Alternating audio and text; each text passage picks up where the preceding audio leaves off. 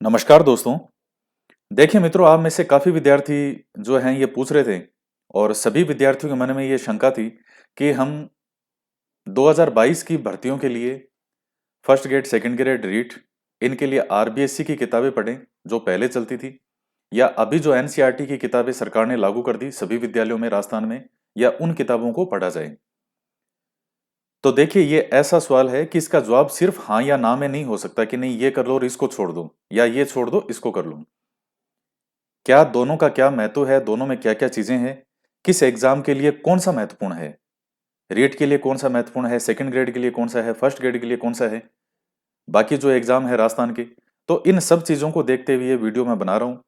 आप पूरा वीडियो बहुत अच्छे से सुनिएगा तो आपके सारे डाउट जो है वो मन के क्लियर हो जाएंगे। पहले मैं आपको 6 से 10th की जो आरबीएससी की किताबें हैं उसके चैप्टर एक बार आपको दिखा रहा हूँ, और फिर एनसीईआरटी के जो है उसके चैप्टर आपको दिखाऊंगा। फिर मैं आपको बताऊंगा कि क्या इसका निष्कर्ष है। तो ये 6 क्लास की जो पुस्तक है, सबसे पहले हिस्ट्री के चैप्टर आपको दिखा रहा हूं मैं।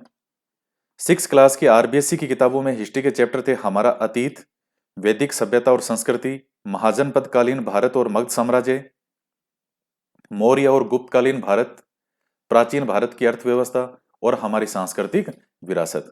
ये 6 क्लास के हिस्ट्री के चैप्टर थे आरबीएससी की पुस्तक के, और ये सब हमने 6 से 10th कंप्लीट कर रखी है यूट्यूब पे। उसके बाद 7th क्लास की आरबीएससी। अच्छा, वीडियो को लाइक जरूर कीजिएगा, तो ज्यादा से ज्यादा शेयर हो, ये प्रयास करें ताकि सभी विद्यार्थियों तक ये चीज पहुंच सके। 7वीं क्लास की जो पुस्तक है हिस्ट्री की आरबीएससी की, उसमें है वृहत्तर भारत, हर्षकालीन व बाद का भारत, राजस्थान और दिल्ली के सुल्तान, राजस्थान के राजवंश और मुगल, कला और स्थापत्य, भक्ति और सूफी आंदोलन और लोक संस्कृति। ये 7th क्लास की हिस्ट्री थी।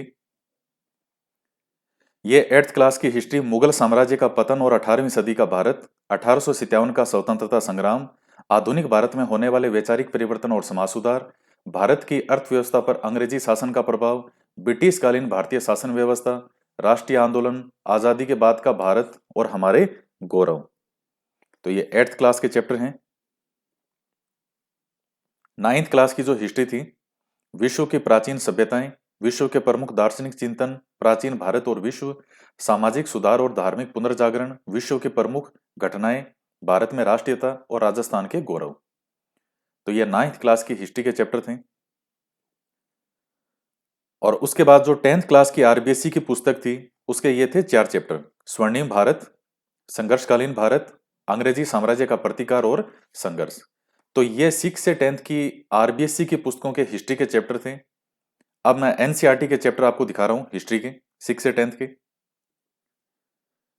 ये 6 क्लास की एनसीईआरटी के हिस्ट्री के चैप्टर हैं, और अभी यूट्यूब पे पढ़ा रहा हूं ये मैं।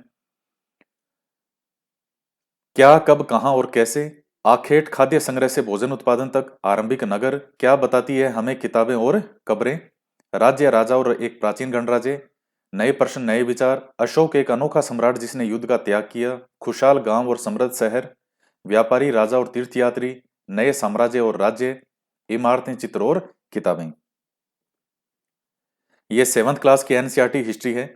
हजार वर्षों के दौरान हुए परिवर्तनों की पड़ताल, नए राजा और उनके राज्य, दिल्ली के सुल्तान, मुगल साम्राज्य, शासन और इमारतें, नगर, व्यापारी और शिल्पीजन, जनजातियां, खाना बदोश और एक जगह बसे हुए समुदाय। उसके बाद ईश्वर से अनुराग, क्षेत्रीय संस्कृतियों का निर्माण और 18वीं शताब्दी में नए राजनीतिक गठन। ये 8th क्लास की एनसीईआरटी है हिस्ट्री। कैसे, कब और कहां व्यापार से साम्राज्य तक कंपनी की सत्ता स्थापित होती है, ग्रामीण क्षेत्र पर शासन चलाना, आदिवासी दिक्कू और एक स्वर्ण युग की इस कल्पना, जब जनता बगावत करती है 1857 और उसके बाद, बुनकर, लोहा बनाने वाली और फैक्ट्री मालिक मालिक देसी जनता को सभ्य बनाना, राष्ट्र को शिक्षित करना, महिलाएं, जाति और सुधार, राष्ट्रीय आंदोलन का संगठन 1870 के दशक से 1947 तक और स्वतंत्रता के बाद। ये 9th क्लास की है हिस्ट्री एनसीईआरटी। फ्रांसीसी क्रांति, यूरोप में समाजवाद और रूसी क्रांति, नाथसीवाद और हिटलर का उदय, वन्य समाज और उपनिवेशवाद, आधुनिक विश्व में चरवाहे। और ये 10th क्लास की हिस्ट्री है। यूरोप में राष्ट्रवाद का उदय, भारत में राष्ट्रवाद, भूमंडलीकृत विश्व का बनना, औद्योगिकरण का युग, और इसके बाद में मुद्रण संस्कृति और आधुनिक दुनिया। तो ये केवल मैंने आपको हिस्ट्री का दिखाया अभी। अब देखिए मेन बात, अब इनमें क्या है, ये डिफरेंस आपने देखे हैं। आरबीएससी के जब चैप्टर आपने देखे तो आपको निश्चित रूप से ये लगा है कि बिल्कुल ये टॉपिक हमारे समझ में आ रहे हैं कि इनमें क्या लिखा होगा। जो पहली बात जो मुझे लग रही है कि आपको क्या लग रहा होगा। और दूसरी बात, एनसीईआरटी की किताबें के जो चैप्टर मैंने आपको पढ़े, उनमें से कई चैप्टर में आपको यह भी नहीं समझ में आया होगा कि इन चैप्टर के अंदर है क्या। एक कारण यह भी हो सकता है कि आपने अभी तक एनसीईआरटी वाली किताबें नहीं पढ़ी है। अब जो मैं बता रहा हूं उसको ध्यान से सुनिएगा। देखिए आरबीएससी की किताबें और एनसीईआरटी की किताबें, आरबीएससी की किताबें जो है वो फैक्ट ज्यादा हैं, इन किताबों में तथ्य ज्यादा हैं। एनसीईआरटी की जो किताबें हैं उनमें उतने तथ्य नहीं है, अवधारणाएं ज्यादा है, यानी कंसेप्ट ज्यादा हैं बजाय आरबीएससी के। आरबीएससी के अंदर खूब सारे फैक्ट आपको मिलेंगे, फैक्ट की भरमार है, लेकिन एनसीईआरटी के अंदर उतने फैक्ट नहीं है। जब आप पूरा चैप्टर पढ़ते हो तब आपके वो चीज क्लियर हो जाती है कि इसमें है क्या। तो ये दोनों का अपने अपने स्थान पर महत्व है। दूसरी बात, आरबीएससी की किताबें पहले चलती थी, अब किताबों के जो स्कूल के अंदर कौन सी किताबें आ चुकी है, एनसीईआरटी की किताबें आ चुकी है। अब कई विद्यार्थियों को ये लगता है कि अब हमें एनसीईआरटी की पढ़नी चाहिए क्योंकि अब इसमें से अब आजकल स्कूलों में ये चलती है। आप एक बार इनको भूल जाइए और आप ये देखिए कि आपका सिलेबस क्या है, रीट का, सेकंड ग्रेड का और फर्स्ट ग्रेड का। क्या आपका जो सिलेबस है, या तो क्या वो सिर्फ वही है क्या जो इन किताबों में लिखा हुआ है? केवल वही तो नहीं है, आपको बहुत आगे भी पढ़ना है। तो इसलिए आप इन दोनों ही किताबों को इग्नोर नहीं कर सकते। जिनको लगता है कि सिर्फ एनसीईआरटी पढ़ लो तो काम चल जाएगा, बिल्कुल भी नहीं है। बहुत ज्यादा नुकसान का सौदा साबित होगा अगर केवल एनसीईआरटी पर आप आ गए तो। आरबीएससी के अंदर इतने अच्छे अच्छे फैक्ट हैं, तो आरबीएससी तो आपको पढ़नी ही पढ़नी है। उसके साथ साथ चूंकि अब विद्यालयों में एनसीईआरटी तो लगी चुकी है, और अब से जो भी एग्जाम होंगे तो उसमें एनसीईआरटी के भी जो प्रश्न हैं उनको भी रखा जाएगा। इसलिए मेरे अकॉर्डिंग आपको दोनों ही किताबें पढ़नी चाहिए। अब किसके लिए किसका ज्यादा महत्व है, तो रीट के जो विद्यार्थी हैं, अब पूरी तरह आपके फैक्ट इतने ज्यादा उसमें फैक्ट आते हैं। पिछला जो एग्जाम हुआ था आपका रीट का, पूरा पेपर आरबीएससी किताबों में से था। तो रीट के विद्यार्थियों के लिए आरबीएससी किताबों का महत्व इसलिए है क्योंकि उनमें फैक्ट बहुत ज्यादा हैं। और आपका जो रीट का सिलेबस था, काफी कुछ चीजें ऐसे चैप्टर थे जो डायरेक्ट इन किताबों से सिलेबस में रखे गए थे। तो रीट के विद्यार्थियों के लिए जो पिछला एग्जाम था उसमें आरबीएससी का महत्व था। ये जो एग्जाम होगा इसके अंदर भी आरबीएससी का महत्व उतना ही बना हुआ है। क्यों? क्योंकि फैक्ट तो आपके पूछे जाएंगे। आपका जो रीट का सिलेबस है, जीके वाला जो एसएसटी वाला सिलेबस है, एसएसटी के विद्यार्थियों के लिए, या साइंस है तो साइंस के विद्यार्थियों के लिए, तो फैक्ट के रूप में तो आरबीएससी बेस्ट है, एक नंबर है, ये नंबर वन है। तो इसका महत्व तो वही बरकरार रहेगा जो पहले था। और चूंकि अब एनसीईआरटी की भी किताबें लागू हो चुकी है, तो आपको एनसीईआरटी की भी किताबें जो है अब पढ़नी पड़ेगी। लेकिन इसका मतलब यह नहीं है कि भविष्य के अंदर जो पेपर आएगा वो केवल एनसीईआरटी में से आ जाएगा। मैं आपको बता चुका हूं कि एनसीईआरटी के अंदर तथ्य उतने ज्यादा नहीं है। अभी जैसे हम डेली नियमित रूप से एनसीईआरटी की किताबें यूट्यूब पे पढ़ रहे हैं, 6 क्लास हिस्ट्री से शुरू कर दी है मैंने। जो विद्यार्थी साथ में उनको पढ़ रहे हैं डेली, उनको पता है कि इनमें उतने फैक्ट नहीं आ रहे जितने आरबीएससी की किताबों में फैक्ट थे। एनसीईआरटी के पूरे चैप्टर में अगर 11 पेज हैं और अगर आप उसके नोट्स निकालोगे तो मुश्किल से 6 7 8 लाइनों से ज्यादा लाइन ही नहीं होगी अभी तक जो चैप्टर चल रहे हैं। क्यों? उनमें अवधारणाएं ज्यादा है, वो चीजें समझाने के लिए ज्यादा है कि आपके दिमाग में वो चीज बैठे कि पूरा घटनाक्रम क्यों कैसे कहां होता है। तो इसलिए रीट के विद्यार्थियों के लिए एक नंबर पर आप आरबीएससी को बनाए रखें। और उसके साथ आपको एनसीईआरटी की भी जो किताबें हैं इनको भी रीड आउट करना चाहिए। और देखिए ये कोई महासंग्राम नहीं है, पता नहीं क्यों विद्यार्थियों को इतना इसमें जोर आ रहा है इन किताबों को पढ़ने में। आरबीएससी के अंदर इतने ज्यादा फैक्ट थे, तो भी यूट्यूब पे जब मैंने पढ़ाया तो टोटल अगर तीनों का देखे 6 से 10th आरबीएससी किताबों का 95 घंटे के आसपास के वीडियो होते हैं सारे मिला करके। तो 95 घंटे के वीडियो कोई ज्यादा नहीं है, और 95 घंटे के वीडियो है जब मैंने सारे बोले हैं, आराम से बोल बोल के बताया है। उन 95 घंटे का अगर सारा आप निकालेंगे तो मुश्किल से 10 घंटे का जो है वो आपके पास में मैटर रहेगा, बिल्कुल जो उसमें बिल्कुल फैक्ट फैक्ट अगर आप देखेंगे तो कोई महान का इतना बड़ा काम नहीं है कि आप ये नहीं कर पाओ। 95 घंटे के वीडियो हैं, आप चाहे यूट्यूब से मेरे वीडियो देखो या पहले आरबीएससी की किताबें अगर आपको कहीं मिलती है तो आप उनको लाइए। और रीट के विद्यार्थियों के लिए आरबीएससी किताबों का महत्व अभी भी बिल्कुल वही बना हुआ है जो कि पहले था। तो मुझे लगता है कि अब रीट के विद्यार्थियों के लिए कोई डाउट नहीं होना चाहिए, आपको आरबीएससी की किताबें तो पढ़नी ही पढ़नी है। पिछले बार जो रीट का एग्जाम हुआ था अभी, मैंने उसमें लास्ट तक मैं यही कहता रहा आरबीएससी ही पढ़ो, एनसीईआरटी की आवश्यकता नहीं है। लेकिन अब जो 2022 का एग्जाम होगा उसमें आरबीएससी तो आपको पढ़नी ही पढ़नी है। और जिन्होंने पहले पढ़ ली है उनको रिवाइज करने में कोई जोर नहीं आएगा इसको। और अब आपको एनसीईआरटी की भी जो किताबें हैं 6 से 10th की, वो भी आपको पढ़नी चाहिए। और अगर ढंग से पढ़ने बैठोगे तो 10 दिन के अंदर अंदर एनसीईआरटी की किताबें खत्म कर दोगे आप। एनसीईआरटी की तो मार्केट में मिल ही रही है, कहीं मिलने में कोई समस्या नहीं है, हर दुकान पे मिलेगी आपको। 10 दिन के अंदर आप एनसीईआरटी की किताबें खत्म कर सकते हो अगर वास्तव में करना चाहो तो ये है रीट के विद्यार्थियों के लिए। अब आप इसमें ये नहीं कह सकते कि अब एनसीईआरटी लागू हो गई तो बस एनसीईआरटी पढ़ लो। अरे एनसीईआरटी को क्या आपने खोल के देखा है? अगर कोई कहता है कि सिर्फ एनसीईआरटी पढ़ो, क्या आपने एनसीईआरटी को खोल के देखा है कि उसमें क्या है कितना है, या आरबीएससी की किताबों में क्या है कितना है? तो दोनों को अच्छे से देखिए उसको परखने के बाद।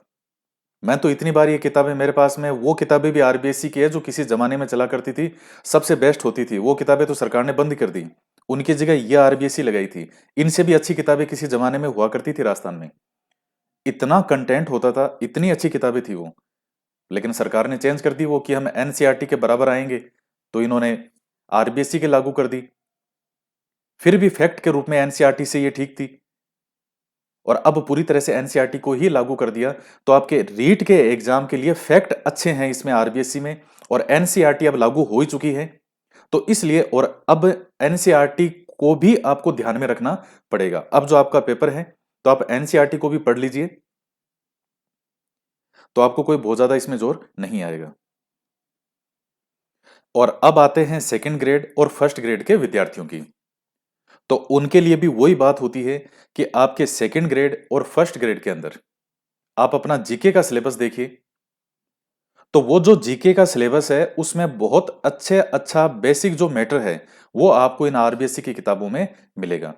और एनसीईआरटी की किताबें तो सेकंड ग्रेड और फर्स्ट ग्रेड के विद्यार्थियों के लिए भी एनसीईआरटी की किताबें पढ़ना बहुत ज्यादा अब जरूरी है, आपके लिए महत्व इनका और ज्यादा है। तो इसलिए ले दे के बाद फाइनल आपकी यही निकलती है कि जो रीट के विद्यार्थी हों उनको आरबीएससी तो पढ़नी ही पढ़नी है। इनको तो आपको मतलब ये समझ लीजिए घोट के पी जाइए उन किताबों को, और उसके साथ ही एनसीईआरटी की किताब को भी 2-3 बार आप रिवाइज कर लीजिए, आंखों से निकाल लीजिए। और सेकंड ग्रेड और फर्स्ट ग्रेड के जो विद्यार्थी हैं तो आपको इनको बराबर रूप से महत्व देना पड़ेगा, आरबीएससी की किताबों को भी, क्योंकि इनके अंदर जो मैटर है जो फैक्ट है वो आपके एग्जाम के अकॉर्डिंग सब आपके हैं, और आपको तो इनसे कहीं ज्यादा पढ़ना है, और भी खूब पढ़ना पड़ेगा, केवल ये थोड़ी कि बस यही किताबें पढ़नी है। और एनसीईआरटी की भी जो किताबें हैं वो भी आपको बराबर रूप से इनको पढ़ना पड़ेगा। मैंने जो इन किताबों के लिए आरबीएससी के लिए जो वो ऑनलाइन वो निकाली थी टेट सीरीज, तो उसमें आरबीएससी की पुस्तकों से जो फैक्ट निकले थे वो लगभग 2700-2800 के आसपास फैक्ट थे। जो 6 से 10th की आरबीएससी की किताबों में से निकले थे। वो सारे फैक्ट मैंने टेस्ट सीरीज के रूप में दिए थे, अभी भी हैं वो। एनसीईआरटी की किताबों में से 6 से 10th में से सारे फैक्ट मैंने निकाल लिए और उनको क्वेश्चन फॉर्मेट के अंदर मैंने ऐप पर दे दिया। उसमें से कितने प्रश्न निकले? लगभग 1300 साढ़े 1300 के आसपास, लगभग 1300 साढ़े 1300 के आसपास जो है वो फैक्ट निकले हैं। तो वो फैक्ट आपके लिए महत्वपूर्ण तब है जब आप एनसीईआरटी की किताबें सारी पढ़ो और उसके बाद वो जो फैक्ट है वो आपके लिए नोट्स का काम भी करेंगे, और टेट सीरीज के रूप में तो उस रूप में भी वो काम है। तो टोटल मिलाकर के कितने फैक्ट हैं? आरबीएससी की किताबों में 2700 2800 ये हो गए 1300। टोटल मिलाकर के दोनों को मिलाकर के भी आप देखेंगे तो लगभग 4000 तथ्य अच्छे फैक्ट आपके सामने निकल करके आते हैं। उसमें भी चैप्टर जब और बड़ा आगे क्लास में बड़ा होता जाता है, जैसे कोई 6 क्लास में है वो 8th में और बड़ा हो गया, तो कुछ फैक्ट वापस रिपीट हो जाते हैं। तो कुल मिलाकर के आप देखोगे तो 3500 के आसपास आप मान लो कि इस तरह के एक अच्छे तथ्य आपको मिल जाएंगे। तो मैं फिर से आपको बता रहा हूं, इसमें अब ये जो प्रश्न है इसको आप इधर उधर आप मत पूछें, आप अपना पढ़ाई पे लग जाएं। 6 से 10th की आरबीएससी की किताबें भी आपको पढ़नी है और एनसीईआरटी की जो किताबें हैं ये भी आपको पढ़नी पड़ेगी। और इसको आप भार के रूप में मत लीजिए, एक टारगेट बना लीजिए। जो आरबीएससी की किताबें मैंने पढ़ाई है तो वो 95 घंटे में कंप्लीट हो गई, और अगर आप खुद उसको बार बार आंखों से अगर सिर्फ किताबों को निकालेंगे तो आप 7 8 10 घंटे के अंदर अंदर ये किताबें कंप्लीट कर देंगे। और इसी तरह एनसीईआरटी की किताबें हैं। अब इसमें देखते हैं कि वीडियो कितने घंटे के, अब चूंकि इसमें अवधारणाएं ज्यादा है, मतलब पूरा मैटर वो बताता है, ऐसे वार यूं वार, यहाँ ये था यहाँ वो था। तो अवधारणाओं का बहुत ज्यादा महत्व है अपने स्थान पर कि आपका कंसेप्ट जो है वो अच्छे से क्लियर हो जाएगा। तो ये दोनों कॉम्बिनेशन है, दोनों मिश्रण है, आप इसमें से किसी चीज को आप नकार नहीं सकते। दोनों का अपने अपने स्थान पर महत्व है।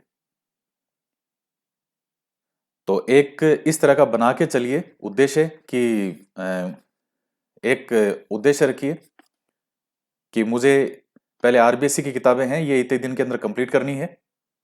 जैसे 10 दिन का टारगेट रख लिया, 15 दिन का टारगेट रख लिया, इतने में मुझे एक बार कंप्लीट करनी है अच्छे से। उसके बाद एनसीईआरटी की किताबें हैं तो वो मैं यूट्यूब पे पढ़ा ही रहा हूँ, साथ साथ पढ़ते रहो उनको। डेली का एक वीडियो अपलोड होता है, 30 से 35 मिनट का एक चैप्टर हो जाता है उसमें। और कई विद्यार्थी थे वो ना तो पिछली बार पढ़े, वो लास्ट तक यही पूछते रहे कि कौन सी पढ़े, आरबीसी पढ़े कि एनसीईआरटी पढ़े, उन्होंने कभी कोई पढ़ी ही नहीं। तो इस तरह के जो, और आपको केवल यहीं तक थोड़ी पढ़ना है कि सिर्फ इन्हीं किताबों तक सीमित रहना है। अब इसके आगे भी आपको बहुत कुछ पढ़ना पड़ेगा। अच्छी जैसे सेकंड ग्रेड फर्स्ट ग्रेड के विद्यार्थी हैं तो आपको जो अच्छी ऑथेंटिक पुस्तकें आती है उनकी तरफ भी जाना पड़ेगा। रीट के जो विद्यार्थी हैं वो तो 6 से 10th की किताबें कंप्लीट करो। 11वीं 12वीं की किताबों में से जो आपके सिलेबस में है उन टॉपिक को निकालो और एक गाइड पढ़ लो। रीट के विद्यार्थियों के लिए सफिशियंट है वो। लेकिन सेकंड ग्रेड और फर्स्ट ग्रेड में तो ऐसा नहीं है कि इतना ही काम चलेगा, आपको तो इससे आगे भी पढ़ना पड़ेगा। ऑथेंटिक पुस्तकें पढ़नी पड़ेगी अलग अलग राइटर की। पर ये तब है ना जब आपके ये बेसिक क्लियर होंगे कि 6 से 10th में आरबीएससी और एनसीईआरटी में क्या लिखा हुआ है।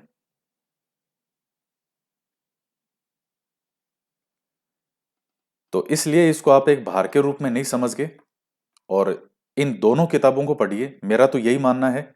और बाकी फिर आपकी इच्छा है जो आप पढ़ना चाहो, या फिर उसी डाउट में ही रहो कि लास्ट तक की एग्जाम भी होके निकल जाए और लास्ट तक आपको वही डाउट रहे कि इनमें से पढ़नी कौन सी थी। तो चुनाव आपको करना है। भविष्य बनेगा तो आपका बनेगा, और भविष्य अगर खराब भी होगा तो फिर वो आप अपना स्वयं खराब करेंगे। और मैं एक चीज हमेशा कहता हूं कि पढ़ने की जब बात आती है तो उसमें आलस्य नहीं करना चाहिए कि बस ये नहीं पढ़ना पड़ेगा या ये पढ़ जाएगा। क्या जोर आता है? 6 से 10th में क्या दिक्कत है? आरबीएससी की कर दो कंप्लीट। आठ कितने दिन लग जाएंगे? 10 दिन लग जाएंगे, 15 दिन लग जाएंगे।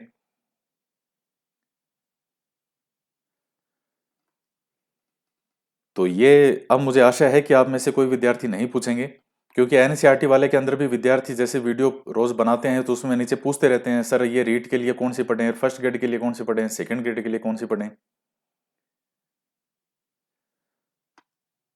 तो ले दे के बात यह है कि दोनों ही किताबें आपको पढ़नी पड़ेगी। तो आज के वीडियो में इतना ही। तो मिलते हैं नेक्स्ट वीडियो में। जय हिंद, जय भारत।